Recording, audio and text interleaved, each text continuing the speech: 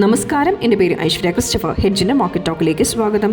Nishant PT easy trip CEO സ്ഥാനം രാജിവെച്ചു. 1.4% ഓഹരികൾ കൂടി വിറ്റതിന് ശേഷം ഈസി ട്രിപ്പ് പ്ലാനേഴ്സിന്റെ പ്രൊമോട്ടറും സഹസ്ഥാപകനുമായ നിഷാന്ത് PT CEO സ്ഥാനം രാജിവെച്ചു. വ്യക്തിപരമായ കാരണങ്ങൾ ചൂണ്ടിക്കാട്ടിയാണ് രാജി. റികാന്ത് PTയെ കമ്പനിയുടെ പുതിയ CEO ആയി നിയമിച്ചു.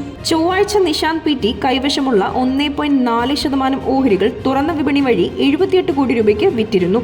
4.99 കോടി ഓഹരികളാണ് അദ്ദേഹം വിറ്റത്. ഓൺലൈൻ ട്രാവൽ കമ്പനിയായ ഈസ്മൈ ട്രിപ്പിന്റെ പിതൃസ്ഥാപനമാണ് ഈസി ട്രിപ്പ് പ്ലാനേഴ്സ് ലിമിറ്റഡ്. ഇതോടെ ഈസി ട്രിപ്പ് പ്ലാനേഴ്സിലെ നിഷാന്ത് PTയുടെ ഓഹരി ഉടമസ്ഥത 14.21% നിന്നും 12.8% കുറഞ്ഞു. 2023 സെപ്റ്റംബറിൽ നിഷാന്ത് PT 14% ഓഹരികൾ 920 കോടി രൂപയ്ക്ക് വിറ്റഴിച്ചിരുന്നു. നിഷാന്ത് PT 1.4% ഓഹരികൾ കൂടി വിറ്റതിനെ തുടർന്ന് ഈസി ട്രിപ്പ് പ്ലാനേഴ്സിന്റെ ഓഹരി വില ചൊവ്വാഴ്ച 7% ഇടിഞ്ഞിരുന്നത്. ഇന്ന് 1% നഷ്ടത്തോടെയാണ് ഈ ഓഹരി ക്ലോസ് ചെയ്തത്. നിഫ്റ്റി 23,700 പോയിന്റിന് മുകളിൽ. ഓഹരി വിപണി ഇന്ന് മുന്നേറ്റം നടത്തി. നിഫ്റ്റി 23,700 പോയിന്റിന് മുകളിലായാണ് ക്ലോസ് ചെയ്തത്. സെൻസെക്സ് 368 പോയിന്റ് ഉയർന്ന് 78,507-ലും നിഫ്റ്റി 98 പോയിന്റ് നേട്ടത്തോടെ 23,742-ലും വ്യാപാരം അവസാനിപ്പിച്ചു.